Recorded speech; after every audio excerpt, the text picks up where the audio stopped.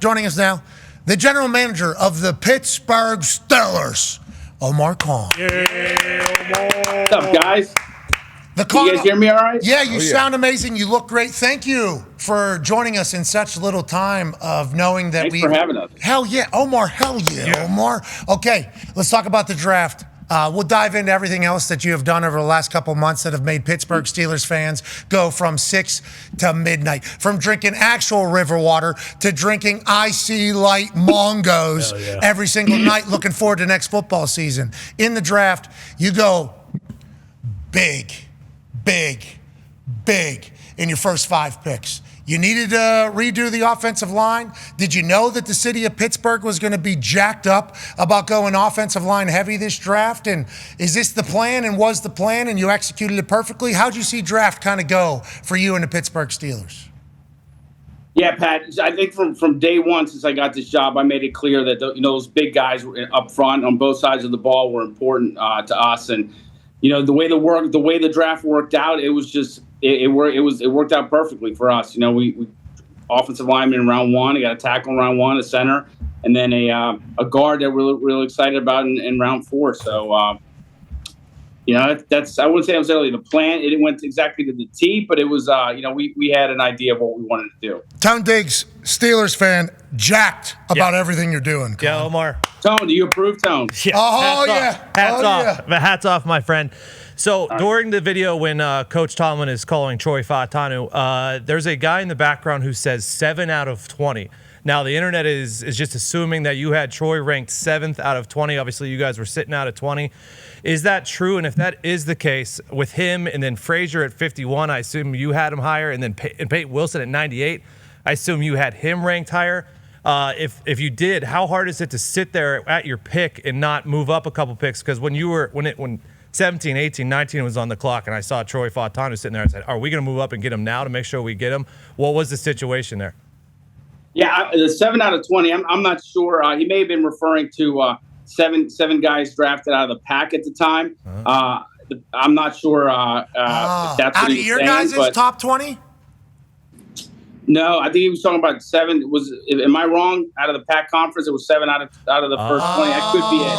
I'm not sure, but that might be what he was what he was meaning. But the rest of the question, we were in the process of we were working the phones, hoping the opportunity was there to grab Troy, and fortunately he was still there at 20. We weren't able to get a deal done, but we got him at 20, and can't tell you how excited we are to have him. And he's a Steeler. We talked about having the right type of people. Look, Pat, you're from there. Tone, you guys are from here, and we can go and we can talk for hours about what it means to be a Steeler.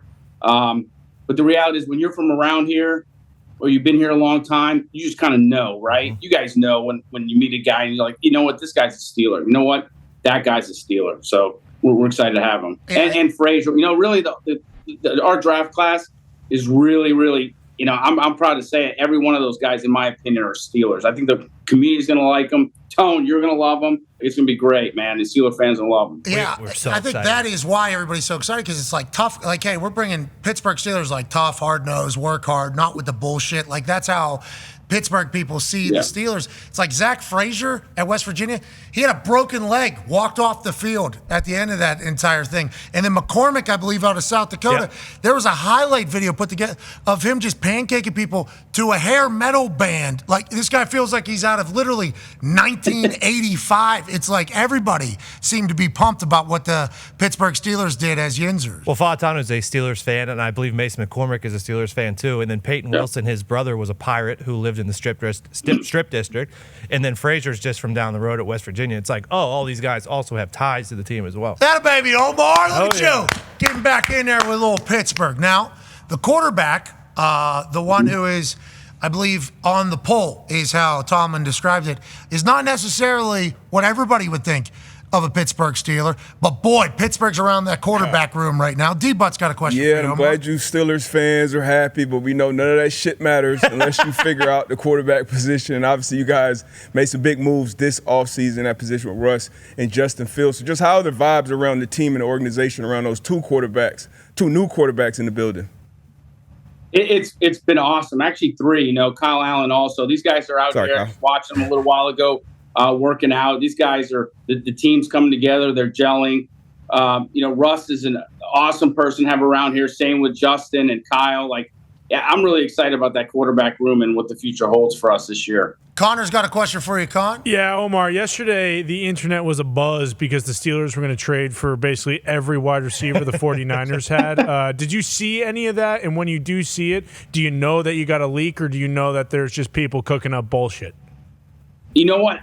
I heard about it. I didn't exactly see it, but you know, there's nothing going on right now, so I'm not exactly sure what the verbiage was, what was reported, but nothing to report. Hey, if there is, though, will you please tell us? Yeah, come on, text us. Yeah, I'll text Tone. He's a Steeler fan there, so he would be my my person to text. Hey, look how jacked up he is. Yeah. Wow. Look how jacked up he is. God, he's a real journalist. Go ahead, AJ.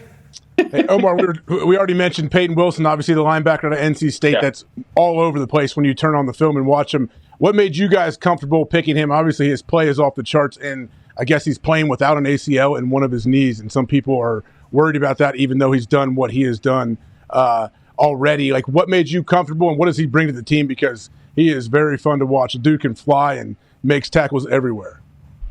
Yeah, he loves football. I mean, we had him graded really high. You know, and he was still sitting there with our second, third round pick, and we wouldn't have done it unless our doctors had given us the go ahead. We have our medical team is second to none. You know, we have our head trainer Gabe Aponsa, and our doctors Jim Bradley and Dr. Conco and Aaron Mayers. They are second to none. If you know, we trust them completely, and if they wouldn't have given us the clearance, we wouldn't have taken them. So. I think Luke Kuechly said he's a bigger, faster version of me. Mm-hmm. I think is that what your read on him whenever you were scoring him and scouting him was? Yeah, I mean, Luke was a great player. You know, he did it for a long time, and you know, Peyton's got a great future, and you know, we hope he reaches that. And obviously, Luke was a great player, so that's a great place to be if we're comparing the two of those guys. Yeah, I think so. If you're the guy who just drafted him, so you got Peyton, Patrick Queen, T.J. Watt, Cam Hayward. Mm-hmm. Then you got Minka in the back still. JPJ, Joey Porter Jr. Joey Porter Jr., who great rookie year, phenomenal rookie year. And then on the offensive side, you got Russell Wilson, Justin Fields. You got George Pickens. Okay, Najee Warren. Muth, who we saw in Detroit, looks great. Hey, let's go, huh? We got a team. You got to feel very good where we're sitting right now in this particular part of the NFL calendar. Yeah, feel great. You know, this happened last time. Somebody just walked in my office and thought, "No, you got to come over and say hello now." This is unbelievable. Hey, I'm coming to sign. Hey, Debo! Good to see you, Debo. Man? Are you going to be back on the team? Me too. Yeah, he told me come in and sign a contract. He said he need me for at least 3 games. Okay. Come in. Hey, they're paying. You know, the door's shut for a reason. The door's shut for a reason. That's Debo, Omar. That's Debo, Omar. What's that? Still set the edge. Hey, Debo. Let y'all finish. All right. Okay. Hey, sorry about that, guys. Omar, no respect. The door's shut and they still come in. This guy. Right? Hey, actually, it's the complete opposite. He has respect for who he is. There ain't nobody stopping him fucking anywhere, Omar. You know what I mean? No, I'll tell you this. We talk about Steeler greats and being a Steeler. It doesn't get much better than that guy right there. He's awesome. He gave us everything. What does he do in the building? He just hangs around, make sure we got the good culture. We're doing that. You know, he came over to visit. You know, we're fortunate, as you guys know, a lot of ex-Steelers still live here. They come by to visit and say hello. And I'd like to tell you that he came to visit me, but I'd be lying. So I don't know what he's doing in the building. Okay. What's next for you, Omar? You know, we the guys are coming in. Phase 2 started this week, and rookies come in next week, and we're ready to go. You know, if there's an opportunity to keep improving the team, we're going to do it. But really feel excited about this team, and you know, hopefully you guys can make it to Latrobe. We'll have to have you guys there. But I'm ready for Latrobe. I love training camp. Yeah, training camp, especially in Latrobe, St. Vincent, is folklore in Pittsburgh this year. A lot of new faces, a lot of optimism, and it's because the con artist has been doing his thing. We appreciate you taking time today, brother. Thanks, guys. Appreciate it. Always enjoy being on. Ladies and gentlemen, Omar Khan. Have a good one. Thank you, you too, buddy. All right, so what do we learn there? No trade stuff going on. Mm-hmm. No. And we heard that from sources outside of the building earlier today that all that was going on last night with the Pittsburgh Steelers was potentially bullshit. And we also learned what we thought as Steelers fans was that, hey, they were going to draft Steelers guys in definitely the last 2 drafts, to be honest with you, since Omar's taken. He's kind of have that initiative, and we're feeling really good about it. Yeah, and Colbert obviously had a Hall of Fame career. Yes, he did. As general manager for the Pittsburgh Steelers. He was a staple of the Pittsburgh Steelers. It's like Rooney, Colbert's going to be there. And then obviously Tomlin, and before that, Carr. So he is much different. Khan is a much different operator than Colbert. Yeah, right? a little more aggressive. Like when like Ty and I always talk about, like, oh, the Packers and Steelers they're not going to be in on this guy or whatever. It feels like things are changing a little bit. He's a little more aggressive. Yeah. Yeah, and he wants to find Steelers. Oh yeah. Pittsburgh was going apeshit for offensive linemen getting drafted. Is that the only team? Is that the only team fan base you think that would be excited for all these? There's like a first round O lineman. Baltimore, maybe, right? Like Baltimore. But that was for Pittsburgh. It was like, I mean, we just listed out the offense and defense. It was the only position where it was like, hey, we need to do something here. And full investment. Got to have a good, smart football fan base to be happy about. Well, they were building up. In I don't know about smart, all of them, but like they know football one way. Yeah, and it's the Steeler way of football. And they've watched. I mean, the last handful of years weren't great at that position, and they watched that, and they were tired of it. Going all the way back to Ben.